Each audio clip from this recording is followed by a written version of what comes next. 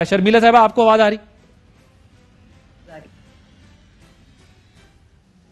शर्मिला साहब आपको मेरी आवाज आ रही? जी मुझे आपकी आवाज आ रही है। जी जी। एक तो ये कमेटी बन गई अब जो तहकीकात करेगी, क्योंकि वहां पर तो पीपल्स पार्टी का नंबर ही नहीं था केपीके में, लेकिन फिर भी उनके सेनेटर आ गए थे। तो अब ये तहकीकात करेगी कमेटी जो बनी है कि ये पैसे किसने दिए, किसको दिए, क्यों दिए, किसके लिए दिए। देखिए, एक जो तासुर ये जा रहा है कि पीपल्स पार्टी के नंबर्स नहीं थे और जनाब पैसा चला, ये गलत तासुर है।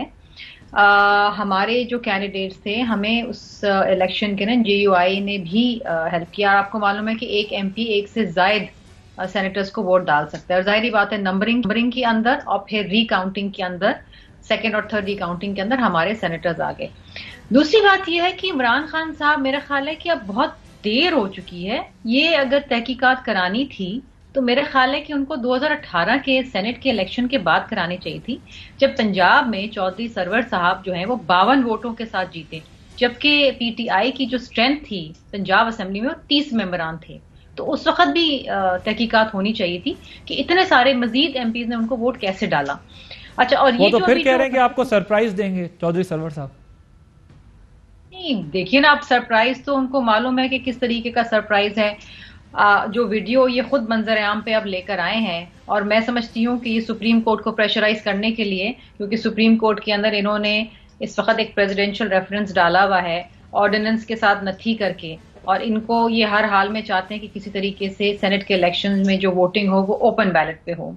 तो ये जो वीडियो है वो बड़ी अजीब व गरीब वीडियो है कि पीटीआई के लोग पीटीआई के घर में पीटीआई के मेंबरान को पैसे दे रहे हैं, अपने ही मेंबरान को सेनेट में वोट डालने के लिए। अजीब बात। बट वो तो कह रहे हैं कि तहकीकात होंगी ना जी, पता चलेगा कौन दे रहा है, किसके लिए दे रहा है। गुजर गया ना जी, तहकीकात तो पहले। और ये इमरान खान साहब के पास ये वीडियो बहुत पहले की है, उनके जलसों में ये अनाउंस कर चुके हैं कि जी मेरे पास वीडियो है कि वो बैठे हुए हैं, नोट गिन रहे हैं। ये तो लाई इन्होंने रिलीज इस वक्त किया है सुप्रीम कोर्ट को प्रेशराइज करने के लिए।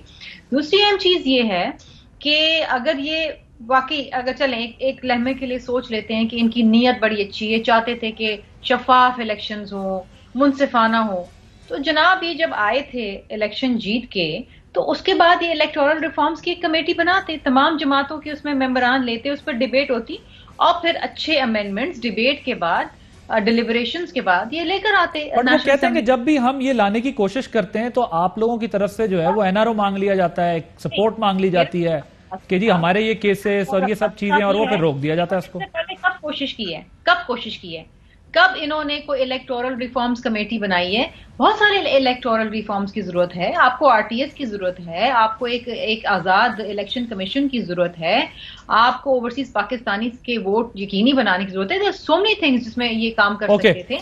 चले, आपका ये ख्याल है कि ये इन्हीं के लोग इन्हीं को पैसे दे रहे थे? Fly with PIA and save gold. Register now. Scan QR code and register yourself to get gold and loyalty benefits. Powered by ARY Sahulat Wallet.